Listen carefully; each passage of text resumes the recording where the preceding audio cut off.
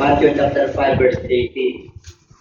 Pagibasa po. For a short day I say to you, till heaven and earth pass away. What jot or what tittle will by no means pass from the law till all is fulfilled. Kaya ito po mga kapatid, naparito ang ating Panginoon, hindi upang kawasan ang kautusan, kundi tuparin. Sa John chapter 14 verse 1, kung maniwala kayo sa Diyos, maniwala naman kayo sa akin. If you believe in God, you must also believe in me. Ang ibig po sabihin mga kapatid, ang pagdating ng ating Panginoon yung pangalawang covenant. First covenant is the Old Testament. Yun yung unang tipan. Ang pangalawang covenant ay yung kanyang pagbabalik. Ang unang tipan ay Law of Moses. Kung paano po sila maligtas, kung paano nila magkilala ang Diyos, may mga litutunin ng ating Panginoon. Book of Genesis, Exodus, Leviticus, Numbers, and Deuteronomy. Sa Genesis po, yun yung pasimula. Ang Book of Exodus, noong nag-exit po sila, galing ng Egypt. Yung Book of Leviticus, yun ang law. Yung Sabbath day, yung bawal kainin. Kaya kompleto po. At saka yung Book of Numbers, yung census po nila, kung ilan yung nakapasa sa wilderness, 40 years and 40 nights, kung sino man nakapasa, sino yung mga naiwan na hindi nananalig sa ating Panginoon, doon sila yung namatay na sa wilderness. Okay? So, sa Book of Deuteronomy, ito na po yung mga kasaysayan na po. Deuteronomy, yung mga history po nila, yung mga hari. Kasi mula na po yung pag-turnover kay Joshua mula kay Moses.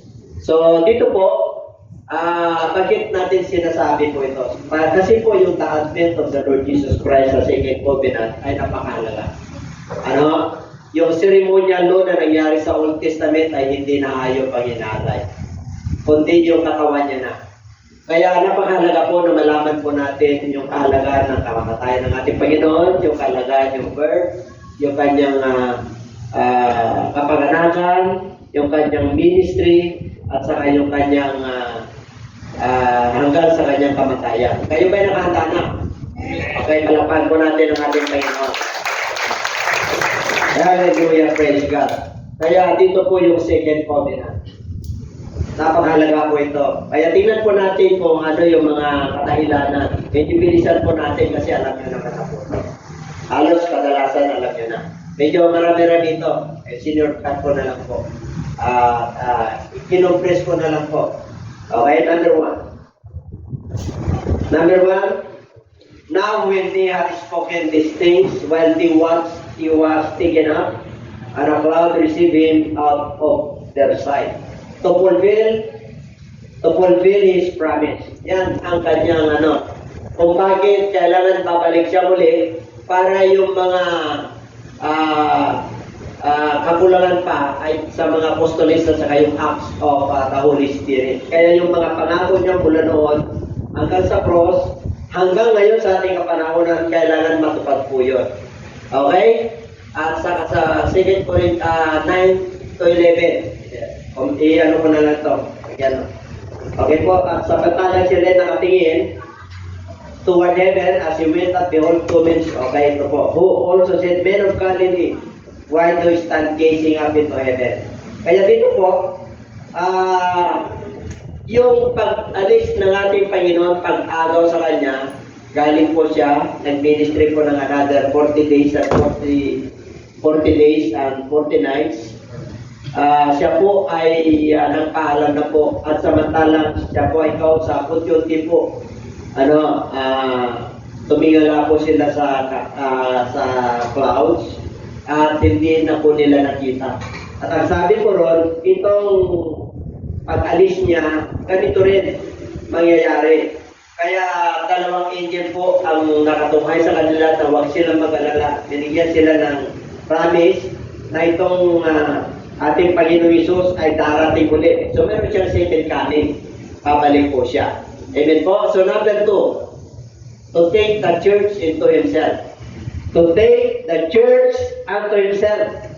para yung iglesia ay kukunin niya para sa kanya.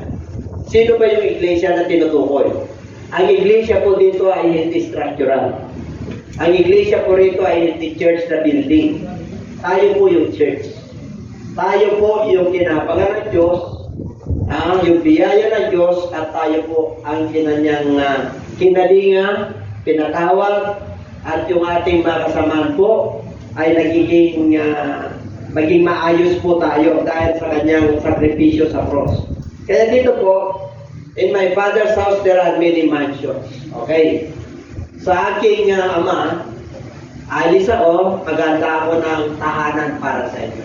Sa King James po, mansion. Sa iba po, room lang, silid. Pero sa unang version po ng Bible, mansion. Pag sinabing mansion, tahanan. Ang tahanan po, kahit na hindi ganong malaki, maganda ang mga nakatira roon. Tahanan kasi may pag-ibigan, may pag-unawaan, nag-abutan po sila. Kaya sabi ng ating Panginoon, kung maniwala kayo sa Diyos, maniwala naman kayo sa akin. Ako'y maghahanda ng tahanan para sa inyo. Ako'y alis. Okay? At kung saan ako naroon, kukunin ko rin kayo kung saan ako naroon. At doon din po. Doon ka, mga kakapiling ko kayo. Kaya dito po, ang sabi ng ating Panginoon, I will prepare a place for you. And if I go to prepare a place for you, I will come again to get you. Para kunin ko kayo. To prepare and receive you to myself. That where I am, there ye will be also. Kaya kailangan talagang darating po siya. Kasi pangako niya yan. Kaya sabi mo siya katabi, huwag ka malungkot sis. O kasi babalikan tayo ni Lord. Kahit na medyo sabihin natin yung buhay po natin, tama-tama na. Babalikan naman tayo ni Lord. Lahat naman po tayo may pinagkadaanan. Pero huwag kang magkalala, may tahanan po tayo.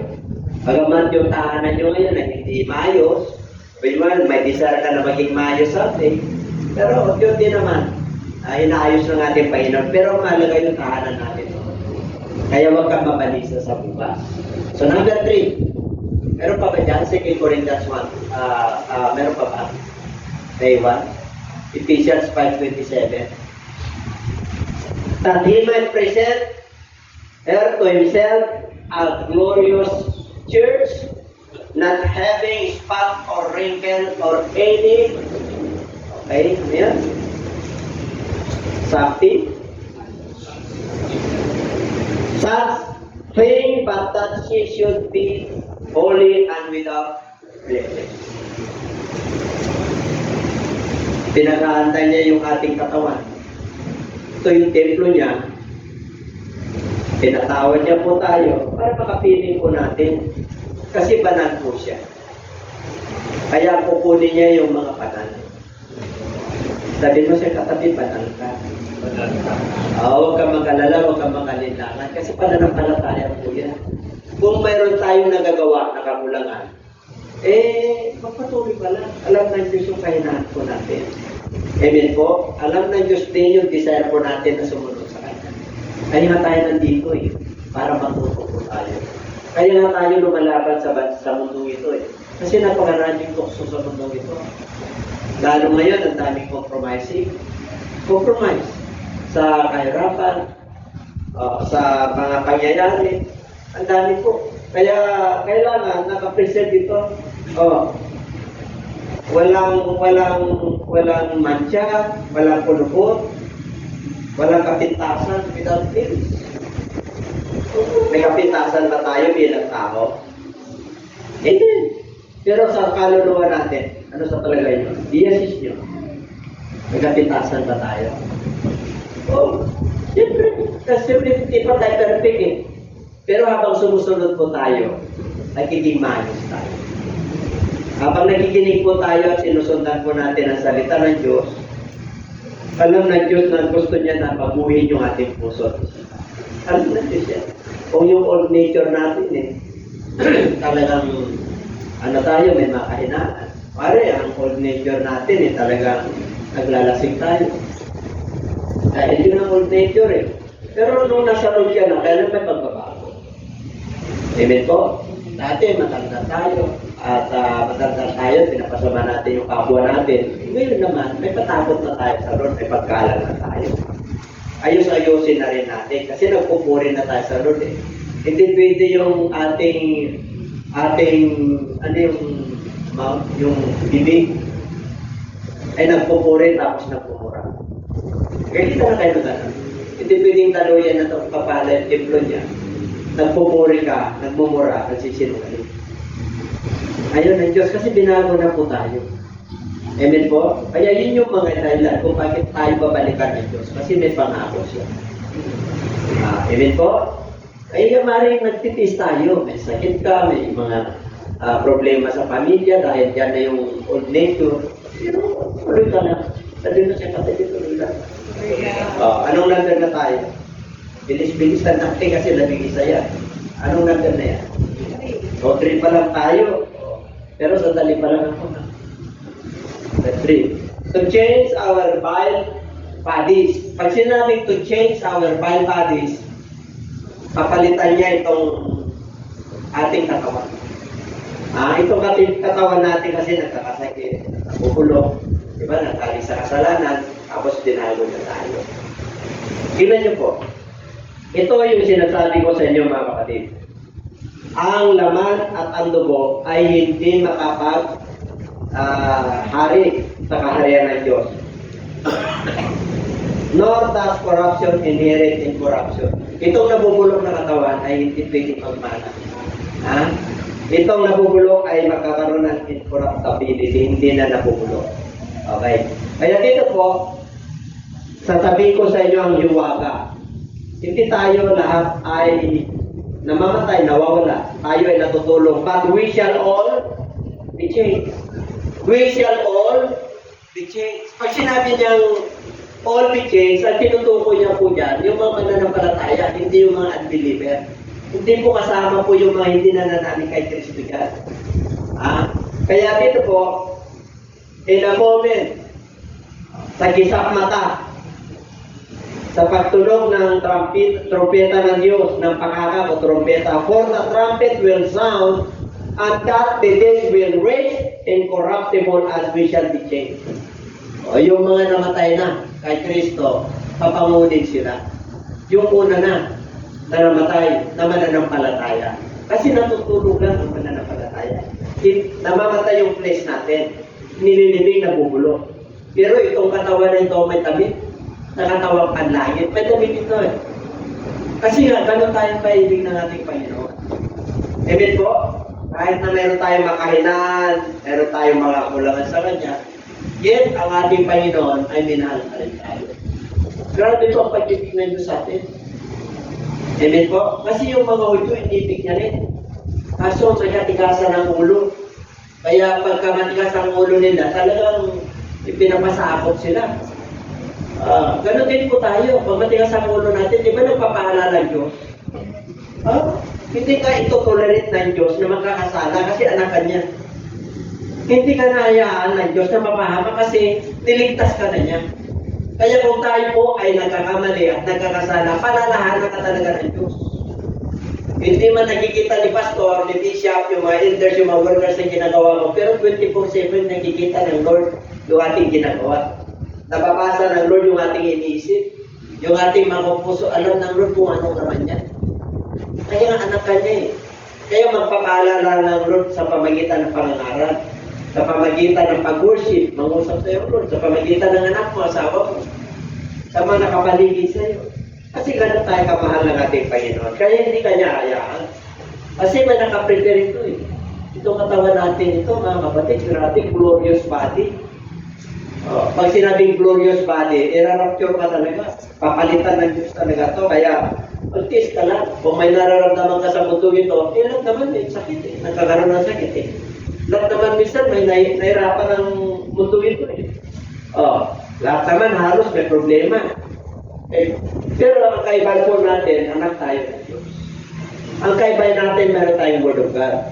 Ang kaibahan natin, may Holy Spirit tayo. At bukod doon, meron tayong church na nagkakalinga sa atin.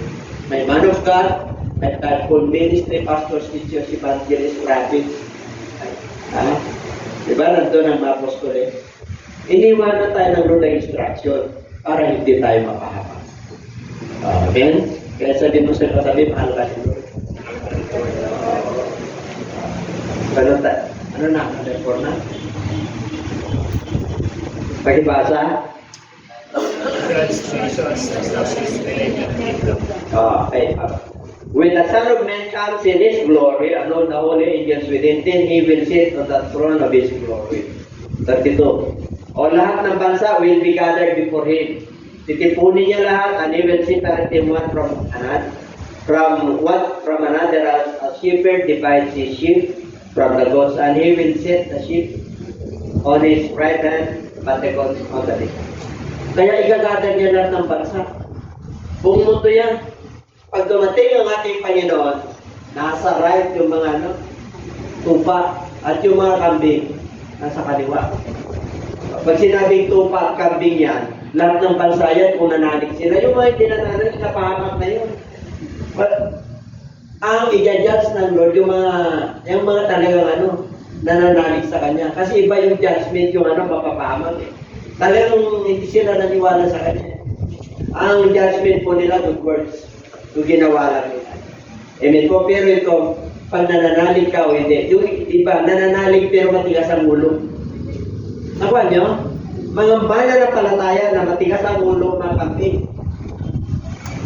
Ang mga tinutukoy dito, ito yung mga mananampalataya po. Kaya lahat ng bansa dyan, may mananampalataya dyan. Buong mundo yun. Kahit sa North Korea, may believers doon. Kahit na nasa communist country, may believers doon. Kahit na yung mga Hudyo, Old Testament sila, ganun kamahal ng Diyos. Pero i-judge lahat po yun. Pero mapala tayo. Bakit? Mananampalataya ka eh. Huwag ka lang maging kambing. Sabi ko siya katabi, huwag ka lang maging kambing. Oo, kasi mahirap. Naging kambing tayo minsan. Nag-ibang anyo tayo. Dapat tupa tayo. Kahit na minsan mabibigat yung pagsubok natin, tupa ka pa rin. Amen? Ang ibig sabihin, susunod ka pa rin sa flags, susunod ka pa rin sa instruction ng Diyos. Huwag mong i-compromise yan. Kasi, instruction ng Lord yan. Nandiyan na po ang pagpapala ng Diyos. Pag sinabi ng nasusulat, sumunod ka na lang. Kasi nasusulat na yun eh. Hindi na pwedeng baliin ang instruction ng Diyos. Mapala nga tayo yung first covenant at second covenant. Yung first covenant, under the law. Second covenant, pagdating ni Kristo, he fulfilled the law. O nung nasa krus na, nandiyan na lahat ang pangako ng Diyos, sundin mo na lang. Gusto mo pagpapala pa na, di sumunod ka. Kaya yung iba, pinagpapala kasi, napapama, kasi hindi sila sumusunod. Matigas ang ulo, kambing po yun. Kaya, automatic po yung mga kambing nasa kaliwa. Sino mga kambing rito? Diba? Nasa kaliwa. Alam na nila, hindi na isa-isa nilod yun. Hindi na. Siya na mismo sa konsensya niya pupunta na sa kaliwa. Bakit? Hindi sila karapat dapat eh. Hindi ka mahihiya sa Lord kung nakasunod ka. Tama? Kasi righteous ka eh. Talagang sumusunod ka. Mahirap pang sundin ang alituntunin ng Diyos. O madali? Mahirap o madali? Pag may Holy Spirit ka, nasa Bible. Ang sabi ng Bible, hindi malayo ang instruction ng Lord. Hindi malayo pakinggan ang instruction ng Lord. Kasi may Holy Spirit tayo, anak tayo. Kaya nandiyan na po yan. Sumunod ka na lang. Para hindi ka magiging kambing. Sarap pa yung sumunod, tupa ka. Kahit na mayroon pa buhay. Kahit na minsan, inuusik ka ng katrabaho. Binubuli ka. Sino napubuli dito? Di ba bullying, usik? Bullying sa mundong ito, usik eh. Para inusik kayo pa sinilikod mo sa Lord. Di ba? Nandiyan na naman kayo. Linggo na naman. May sabat kami na. Kilala namin yung Diyos namin. To judge the Antichrist at the false prophet. Kailangan darating ang ating Panginoon para atulan yung mga kumukontra kay Kristo. Atulan niya at saka yung mga bulaang propeta. Yung nangangaral ng mali. Alam niyo po, sa totoo lang, napakaraming na minsan siyempre, sasaktan yung ibang mananampalataya sa akin na lalo na yung mga kababayan ko. Yung mga kababayan ko talagang iba-iba sila fellowship. O, ngayon ang tanong sa akin kagabi, Pastor, ganito naman ang sinabi niya. Sinusundin mo si Kristo, si Pedro. Yung sa bautismo, ako, ano sundin mo? Matthew 20:19 o Acts 2:38? Pati, ano bang ginamit na palada na bautismo? Hindi siya na gano'n. Sumunod ulit. Ano raw susundin ko? Ako pareho. Pareho ko sila susundin. Pag hindi mo sinunod yung Acts 2:38, hindi mo sinunod yung utos ni Kristo. Amen po? Ganun lang ako. Basta puro diretso. Hindi na po siya na, in-invite ko siya sa mga taro. Kasi nandun na yung bahay niya. Ako, anniversary namin yan. Punta ka. Amen? Pero mo na-bautis ko ng buong pamilya, tawag ko ng sinusumbi. Kita niyo ang kawan ng kaaway, pag hindi ka nakikita. Amen po? Kaya, tayo po, huwag kayong magalala. Let no one deceive you. Walang sino man sa inyo ang mantaya kahit anong paraan. For that day will not come unless the falling away comes first and the man of sin is revealed, the son of perdition, who boasts and exalts himself above all that is called God or that is worship, so that he sits as God in the temple of God, showing himself that he is God. Hanggang na yan. Okay, paliwanag ko na lang. Dito po, pero mo i-judge ng Lord yung mga nag-usik sa iyo, yung kumontra sa Bible. Mga kamag-anak mo na usikin ka. Kaya kailangan darating si Lord para sa mga bulaang propeta, mga bulaang teacher. Kasi namamayagpag po sila, di ba? Di ba? Sila pa yung malakas ang loob na gumawa ng masama na hindi na sumusuway sa gawain ng Lord. Kaya kailangan bumalik ang ating Panginoon. Sa panahon po natin ngayon, Lord willing, sa susunod na fellowship natin, maganda po, yung inahanda talaga kung bakit nangyayari po yung panahon natin ngayon. Iba po yung panahon natin ngayon. Mag-invite po kayo. Inaayos ko na po. Kaya napakalaga po, kailangan yung iba, kung ako tatanungin nyo, gusto ko na bumalik ang Lord eh. Parang hindi na natin nanasin yung Great Tribulation. Alam niyo yung Great Tribulation? Matindi po yun. Mabalatan ka ng buhay nun. Wala nang Grace ang Lord nun. Wala nang Church of God nun. Wala nang Biblia nun. Wala na. Ngayon pwede pa kayo magsimba. Sa susunod, Antikristo na ang atmosphere dito. Puro kademonyo na. Ay, yung ngayon pa lang eh. Dinidisplay na si Satanas eh. Tama niya sa Brazil. Napanood niyo yan? Totoo po yun. Yung sungay. Mga Antikristo, lahat ng ni Kristo, talagang Antichrist mo. Kaya kailan bumalik ang ating Panginoon. Magpapakita talaga siya, upo siya sa trono ng, di ba? Sa 4. Ngayon, basahin nyo na lang yan. Yan, basa. Mystery of lawlessness. Already at work, only he who now restrains will do so until is taken out of the way. Ang restrainer tayo. Tayo yung nagpipigil kung bakit hindi makalagtad ang demonyo. The Church of God. Yung mga tupa ng Diyos. Yung mga pinili ng Diyos. Pero mo restrainer ka. Grabe ka. Ginawa ka ng Diyos na kumbaga sa Hamas, human shield ng mga Israel. Tayo human shield ni Kristo para hindi pakalagtad ang demonyo. Ganun ka katindi. Sabi mo siya katabi, ganun ka katindi. Tapos ang lungkot-lungkot na. Mga kapatid, kung alam nyo lang yung pangako ng Diyos, hindi ka talaga yung nangyayari, parang ingredients lang sa buhay mo para tumibay ka. Ang pangako ng Lord, kapitan mo na, tayuan mo lang, talagang makakakilos sa'yo. Amen po? Makakakilos talaga ang Diyos. Gusto nyo privakilos ng Diyos? Di ba bumalik ka? Nung wala kang pera, di ba nakaroon ka? Di ba yung karne natin, binago tayo? Ganun patindi yung Diyos natin. I-apply mo lang yun sa buhay mo. Pag may sakit ka na matinding karamdaman, yan, demonstrate ng Lord yung kapangyarihan niya. Sino wala pera dito? Yung tama ng pera dito. Pag yun ay nasa kamay. Ako nang una nung, kasi mas malaki ang pangangailangan ng pera niyo. Amen po? Lord, bigyan mo ako ng 54,000 para sunod-sunod na malinis ito. Ganun. Ganun ako malampalataya ngayon. Amen? Kasi 18,000 times 3, 54,000, di ba? Deposito.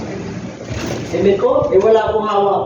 Hindi na naligaw. Kung palukan mo na dito kami, napalinis na dito eh. Wala pang tag, pinapalinis na. Pero okay na. Kung inintay lang yung taon ko, sino gagamitin ng Diyos? Tasa kamay. Bakit nag-ibig na kahit hindi ka nagtasa kamay? Kaya na lang tayo. Kasi natin i-email, may gagawin, may action. Ano ba naman? Pare, may 18,000 tayo ngayon. Ipupunta mo na, 18,000 na muna. Kasi nag-aulong ako sa'yo ng wish ko eh. Dapat gano'n eh. Di meron na silang mas sunod na yung 18,000 ha. Dapat gano'n. Kaya ba ngayon 18,000? Sige nga. Pepe, itadawag ko yan bukas. Kaya ba ng 18,000? Alam niyo mga kapatid, gano'n lang. Kung pairalin niyo yung pananampalataya niyo, yung savings niyo, na 10,000, magiging 100,000 pa yan eh. Magiging 1 million pa pagka ito sa pumitos. Alam niyo, pag nagdintis kayo sa gawain ng Diyos, never kayo malulugi. Tatandaan niyo po yan. Walang lugi sa investment sa Diyos. Yan ang tatandaan. Kaya ako na bibigyan mo ako ng ng 15. Ano na pumili kayo? Kung ipapadaan sa inyo, salamat sa Diyos. Kung ipapadaan sa akin, salamat din. Kung hindi, kung walang daanan talaga, salamat din. Amen? Kasi siya naman nagtitin natin eh. Alam niyo po, pag sa Lord walang titin, eternity yan, walang oras yan, walang espasyo yan. Diyos yan eh, napakalaki yan. Kaya hindi ako nagsasawa mga aras na Diyos sa mga pagpapala. Amen? Ang ngiti na dyan. Hindi ako talaga hindi. Bakit? Nararanasan ko eh. Kung nararanasan ko, dapat maranasan nyo eh. Kung naranasan ko kagalakan, kahit na walang tama lang pera, okay. Naranasan ko nang nagsawa na ako sa manok at kabos, okay. Nagsawa na pa kayo. Pero nagpipli ka pa rin. Di ba natutuwa ka pa? Nakakati ka na. Kasi yun ang budget nyo. Medyo na lang, budget nyo, manok pangos. Yung iba budget tuyo. Nagtuyo ka kahapon, sarap ako ah. Pero mo mga kapatid, nag-iwas ako ng alam. Sarap ng tuyo, sinawsaw ko sa sidan para mawala yung kain. Ganun kabuti ako eh. Pinapasaya ka kahit ng tinis eh. Amen po? Nandiyan pa ba kayo? Alam niyo yung tinis? O anong Bisaya? Sinong Bisaya rito? May Bisaya? Saan si brother ano? Anong Bisaya na tinis yung alin? Yung taga-tun ako. Yung sinasabi ko sa'yo. Hindi nagkataon yun. Malit lang tayo. Pero ang Diyos natin nakamali. Amen. Nakakalbo kami. Hindi ako talaga sinasawa eh. Pati yung pagkano ng salita ng Diyos, hindi. Agad ka naman magsawa, ang laki ng Diyos natin. Tama na yung pera mo. Asan si Brother Flores? Sister Laika. Kaya kayo? Di ba kumain naman kayo? Di ba nagkarita pa kayo? May tupli pa kayo? So, dito, nagkarita eh. Di ba nang bumili ka ng una? Tapos may bibili pangalawa. Sabi ko sa inyo, di ba? Pero sila. Pero ako, salud lang ako. Bakit pa nakasama? Sabi ko, nandiyan na si Bishop, sabi niya, ayaw na yun na siya. Na-discern niya eh. Pagit po, kahit nandiyan ko makain, ang pagkain ko, righteousness. Inintay ko yung basura eh. Excited na akong makuha yung basura. Alam niyo bakit? Dapat nagtinipan ko nung nakarang gabi na linis-linis nila. Dapat nagtinipan ko rin na yung ministry, meron akong pinag-pray sa malaking bahay. Inaluit ako ng Lord, iyak na iyak. Tapos yung mga kabataan naglunsong. Tapos pawis na pawis, nagbabasketball sila. Sabi niya, nag-aaway kami. Mayaman yun eh. Ang sabi doon, 100,000. 100,000 na yung population niya. 100,000. Pero kung mayayaman na tangan ko, pinandun ako. Ang sarap, di ba? Tandun ako nag-aaral. Ang sarap, di ba yung ministry ka? Pinakita ka sa akin ng Lord eh. Oh, paano ko naman hindi ako excited na? Pero mo sabi nila, 5 to 6 na yung basura. Alam niyo kung ano oras naman yung basura pa? Kasi 6:30, nandun pa ako. Bakit? Yan ako nilinisin. Nalinis pa? Nalinis? 1/3, kinuha. Mamayang padok lang ngayon, kukunin na lahat. Kukunin na lahat. Basta pagpunta ito, kausap ko yung ano eh. Diba? Yung mga gamit nila, yung mga ukay-ukay nila dyan, tinapon na sa sako-sako. Wala na. Yung kawat, kinuha ko. Alam niyo yung kawat? Yung mga oris na lalagay, isang sako. Ang mahal nun. May tester ka, brother Scar. Tignan mo yung mga ganito kahahapa doon. I-tester mo yun, kunin yun. May mga yung drum set. Dadali mo rito, tutugtuhan niya, no? Ni Mati, yung mga bata, may drum set. Ay, mga kapatid, mga mayayakan, paano ba sa kanila? Pero tayo tama-tama lang. Alam natin, malaki yun. Ito. Pwede kayo kumuha. Mamili na kayo. Totoo. Kukunin na mamaya sa basura yun eh. Pinasura na. Ang mayaman pa, wala. Sa susunod, ito yung babasura na rin. Diba? Kaya pinapangalagaan natin eh. Kasi sa kanila basura to. Marumi, marungis. Wala na silang maintenance. Sino ang nagbibitin? Anak ng Diyos. Hallelujah, praise the Lord. May bahay kang hanggang ka ng bahay. May gawa. Hindi na kayo papunta rito. Ito, school na lang ito. Saka fellowshipping nyo na lang mga kapatiran ng mga young people, mga prayer. Prayer ano na lang natin ng mga MFC, di ba? WFC, young people. Prayer na lang natin ito. Grabe ang Diyos natin. Kaya sabi ko, excited ako eh. Inintay yung pera eh. Di ko nag-share na, di ko naman sabi, wala pa eh. Sila ka daladali na may pera. Kayo ba naniniwala na may pera ako na pera? May Diyos ako eh. Ang yaman ng Diyos natin ah. Huwag mong tingin. Ang mga mananampalataya, walk by faith and not. Faith na tayo mga kapatid. Kahit na anong hirap ng mundo, marangya pa rin ako. Forces ng Pilipinas. But my God shall supply all your needs for my natal obedience. According to His riches. Ang yaman ng Diyos natin. Kaya ulitin ko ulit kada 100 pesos per kilo bigas kakain ka ng husband pa rin. Hindi ka. Ganun ka ka-special sa harapan nito. Special ka talaga anak na niya eh. Di ba? Tapos na yan. Kukunin niyo yung kanya. Number 6, to bind Satan in the pit for 1,000 years. Babalik talaga ang Lord. Bakit po? Ang demonyo talagang kakapusin niya eh. Ilalagay niya sa the late fall of the dragon, that serpent of all, who is the devil and Satan, and bound him for 1,000. Pero mo mga kapatid, bottomless pit, yung pinakamalalim, nahukay. Tapos, yung demonyo tatanil, tanikala. Pero mo, espiritu may tanikala. Amen po. Grabe ang power ng Diyos natin. Number 7.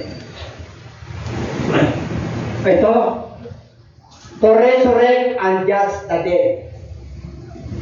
Ang pangalawang kapatid. 2 Timothy 4:1, I charge you therefore before God and the Lord Jesus Christ, who will judge the living and the dead at His appearing and His kingdom. Ano pa ba? Huwag kayong magtaka. Dumating na ang oras in which all who are in the graves will hear His voice.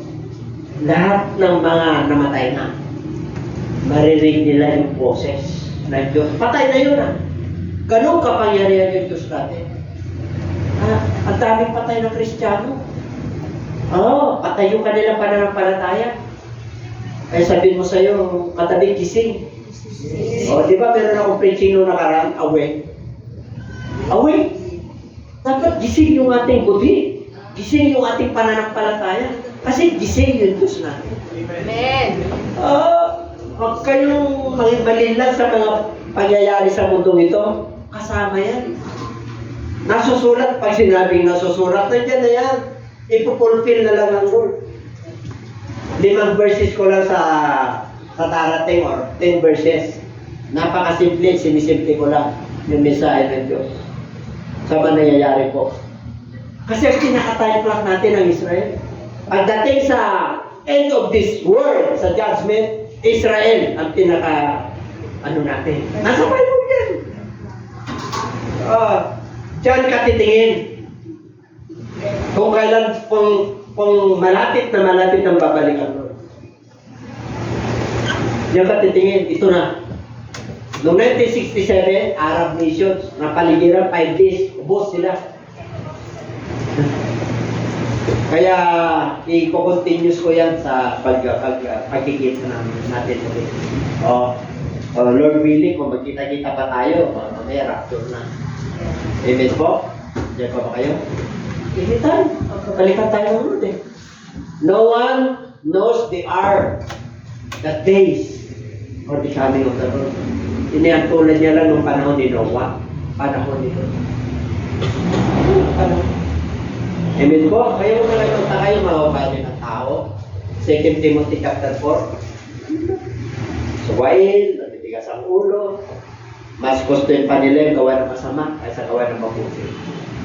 Ano na? Amen po? Sisay natin yan sa susunod.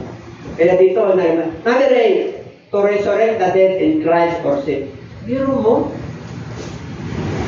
yung mga namatay kay Kristo, mga mananampalataya, at yung mga nabuhay, yung nananatili. Wala kang katalo-talo pag nakay-Lord ka.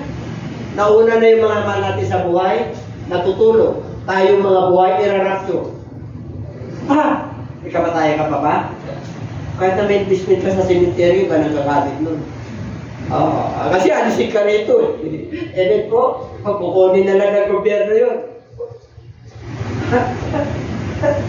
1 Thessalonians 4:14-17, palibasa, believe, basa natin.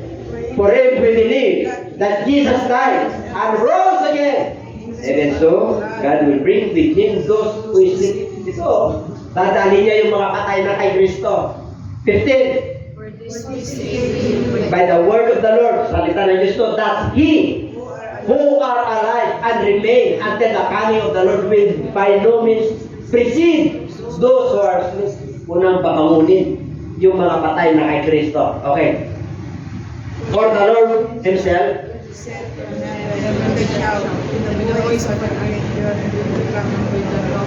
and those dead in Christ shall caught up in the clouds, and so grabe ka.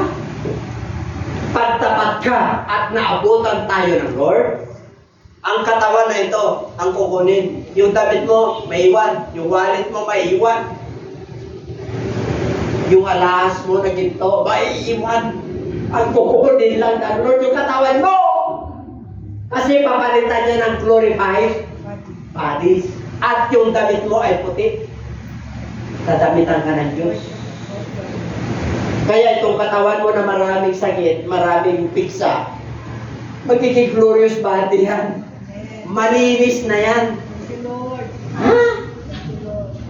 Kaya huwag ka mag-alala sa itsura mo. Ang mahalaga yung itsura mo, straight siya sa Lord. Hindi sa kaliwa, hindi sa kanan, hindi sa likod. Huwag ka mag-focus dito, doon sa mga pangako ng Diyos. Amen? Ganun tayo kamahal ng Diyos. Isipin mo, hindi mo na mararanasan na ilibing sa simenteryo. Biro mo, ano yun? Yung mga patay kay Kristo na nauna na, siya yung unang papanguna. Tapos tayong matatapat na buhay, kukunin niya. Kung hindi ka niya kukunin dito, ako, walang maliligtas sa mangyayari. Sa mangyayari, walang maliligtas. Pero dahil mahal niya tayo ng ating Panginoon, kukunin niya tayo sa mundo. Aagawin ka niya talaga. Kung di pupunta tayo sa kamulan ng Kristo, ay babalatan tayo eh. Wala nang pag-ibig doon. Wala nang grace doon, tapos na. Hindi mo na mararamdaman yung pag-ibig ng isa't isa. Tatakan na yun eh. Parang kumbaga sa communist. Yun yung rule. Walang mahirap, walang mayaman. Lahat kayo magtrabaho, pantay-pantay yung rasyon. Gusto nyo ba yun? Tatak na yun eh, may tatak na. Kung wala kang tatak, abulin yan! Kaya kukontrolin na ang mundo. Kaya pag nasa Lord ka, bakit ka naman mag-alala? Nandiyan yung pangako ng Diyos. And those who are remain and still alive shall caught up. Rapture yun. Pag sinabing caught up, aagawin ka ng Diyos. Pero kukunin ka ng Diyos sa buhay. Mamamatay ka na pansamantala. Spiritual rin na. Diba? Sarap. Parang itinurn over ka lang doon sa spiritual realm mula dito. Sino nang hinimatay dito? Kung hinimatay, na pinakita sa inyo yung spiritual. Minsan, paparanas sa inyo ng Lord yan. Wari, yung malamig, umakyat na, di ba? Parang nasusupukit ka na. Naranasan nyo na yan. Wala ko nakaranas dito. Wala pa. Meron na. Sino pa? Totoo yung reality. Ikaw, di ba? Ako, ilang beses na. Si Che. Bakit? Hindi transfer lang. Kaya alam ko yung kwento eh. Kaya si Pablo, alam niya yung kwento eh. Dinala ako ng, hindi ko alam kung ika-4 na langit yun. Third heaven or fourth heaven. I cannot express. Hindi ko maisalarawan at mabanggit kung gaano kakanta ang langit. Kasi no pain, no more sorrow. Wala na. Wala ka nang alalahanin doon. Kaya, kung ako, gusto ko talaga ngayon eh. Yung iba, hindi, meron pa akong property. Yung ako ko. Pag dumating na si Lord, di mo na may nilista yan. Tayo ngayon parang ka na. Kasi magsisi ka pa lang. Kisap matay. In a twinkling of an eye, in a moment. Kaya dapat nakahanda lagi yung templo ng Diyos na patay. Wala reserva. Wala reserva. Pari nakasala ka. Patawag. Wala kumintat ka. Wala kumintat ako. Napaintulutan. Appreciate. Uy! Bakit ko ba nakintat ako? Si Pastor. Siyempre, mag-ano ka agad ang Lord? Isyak pa na nagkikintat ka pa. Sorry Lord. Pero pag inintertin ko yun, nakalista yun. Hindi. Ang Diyos ay per-adjust ang Diyos. Alam niya, may list. Nasa Bible ba na may listahan tayo? We have the book of life. Lahat tayo may book of life. Kaya iba nyo yung napatutuwa nyo sa buhay. Pangalagaan nyo yun kasi ilaw ka. Jewels ka sa harapan ng Lord. Ipagsulit mo yan yung timbangan na yan. Yung timbangan ng righteous at saka yung timbangan na hindi mo pagsunod. Pag hindi ka nakapasa, nasa kambing ka. Wala lang yun. Pag nakapasa ka, ito ka. Amen? Alam niyo na kung saan ang lagay ninyo. Topa o kampit? Lupa. Tingnan mo yung mas maraming kumita, yung iba 4 months pa. Parang hindi pa ba isuko. Okay, sunod ka na. Sabi mo siya katabi, sunod na kahit sa mahirap. Sunod na, huwag mo lang compromise. Amen po? Pero mo, Lord in the air, that shall we always be with the Lord. Eternity na yan, always be with the Lord. Pag sinabi ng Diyos na ang panaay ka, tumayo ka doon. Anak ka niya eh. Huwag ka nang liligo sa kanang kaliwa, likod at harap, doon ka tumingin. Kahit na tinitignan ka ng mga tao yung kahinaan mo, tumingin ka pa rin doon. Hayaan mo na magmarka sila sa'yo, pero yung connection mo sa Lord, 24/7 maaalis ka. And everybody say amen. Diba? Ano na yan? Tapos na yan. Number 10. To deliver the church from regulation.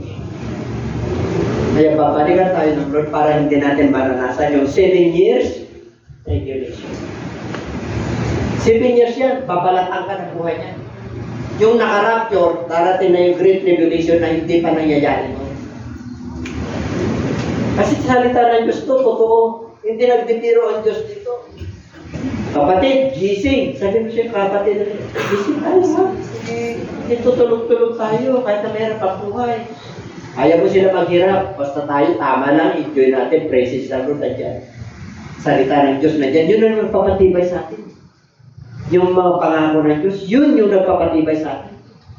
Yun yung nag-urge sa atin para sumunod tayo at maglingkod tayo sa Diyos. Kaya hindi tayo sumusuko. Amen po?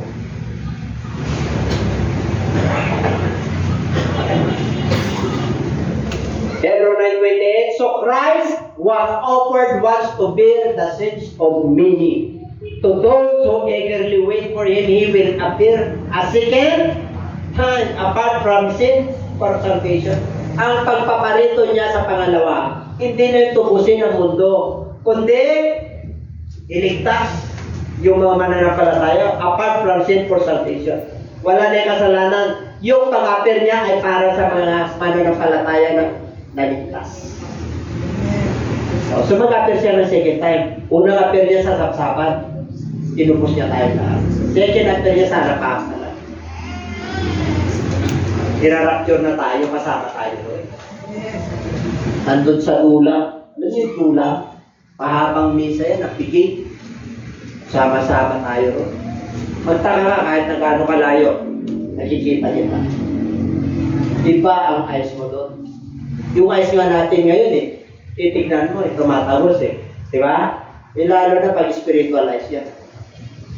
Kaya nga kahit na gaano kalayo ka, sis, nandito tayo amen. Bakit nawawala yung isa? Talagang mahina yun, bumibigay Yes to the word, yes to the Lord yun Parang sa kami yun Pag Sunday, nasa Lord siya. Pagka ibang araw, nasa word. Kaya pag naglakad, kaya hindi alam kung saan siya mapunta. Sa langit o sa impyerno, di ba? Di ba? Ang matuwid daw, di ba ganito ang lakad? Kasi ang matuwid ang kukunin na Lord di ba? Matuwid Dali sa kang sa harapan ng Diyos. And everybody say, sana hindi tayo sa kang. Alam mo, yung pinagagawa natin, nakala nyo. Pero ito, kaya babalikan tayo ng Lord Bakit tayo babalikan ng Diyos? Bakit kailangan bumalik ang Diyos? Mawawala lahat yung kasaysayan niya. Kawawa tayo. Tayo na pinakawawang nila lang. Papalikan tayo natin. Kasi yun yung plano ng Diyos sa katawan. Kasi nilikha tayo ng Diyos sa kanyang sarili. Ganun tayo kamahal. Kahit na nagkasala na yung maninuno natin, mahal pa rin tayo ng Lord. Amen? Okay. For God did not appoint us to wrath. Tingnan mo, hindi naman tayo pinili para pahirapan pa to obtain salvation through our Lord Jesus Christ. Kaya pag mananampalataya ka, grabe ang privilege mo. Oo. Pag tumingin ang Lord, talagang ginto ka, kumikislap ka, kumikita. nalulungkot ang Diyos sa'yo. So, kahit na pinag-isipan ka na ng hindi maganda, maganda pa rin ang isip mo eh. Di ba? Kahit na hindi ka na pinapatawad mo pa rin sila eh. Sarap pa yan ang gano'n. Yung matulog ka, tapos diretso. Tapos magising ka, diretso. Yan isang payapa ka, wala kang sama ng loob. Pero dami sumasama ng loob sa'yo kasi payapa ka eh. Nakakita ka na yun. Itong sama ng loob ganito. Ang kapayapaan, dalawang klase. Payapa nga dahil kay Lord ka. Amen yun. Ang mahirap yung payapa ka, may kompromiso ka. At tinti mo nun. Ayusin mo yung kompromiso mo. Amen po? Ano yung sabihin? Hindi tayo perfecto. Inaayos lang tayo ng Lord. Pag meron tayong mga kompromiso, ayusin mo. Yun ang tunay na kapayapaan. Amen po? Ayusin mo. Kaya mo sila magsalita, basta ayusin. Pag sinabing ayusin, gamitin mo yung pangalan ni Lord. Kasi, ano ka eh? With righteousness ka eh. Gamitin mo ang pangalan ni Lord. Ha? Mananampalataya ka, huwag mong ano yung kabutihan na ginagawa. Di ba sabi ng Bible yan? Huwag mong hayaan na, ano yun yung kabutihan mo? Dahil sa Diyos ka? Huwag mong hayaan na tungit na ano yan, yung ng mga tao. Nahamak-hamakin ka. Tumayo ka. Rise up. Bangon ka. If anyone does not love the Lord Jesus Christ, let him accursed or Lord come. Sa King James, if anyone does not love the Lord, he is anathema. You know what's the meaning of anathema? Tingnan niyo sa King James Version. If anyone does not love the Lord Jesus Christ, he is anathema. Let him accursed, sumpain. Maranatha. Yung O Lord come, Maranatha. Ibig sabihin, ang mga mananampalataya ay naghihintay ng pagbabalik na natin. Maranatha. Darating ka na pala. Kaya masasabi ko, tingnan niyo. Sa Revelation. Ano ba? Last na. Parang nakahanga. Wala. Revelation chapter 20, verse 22.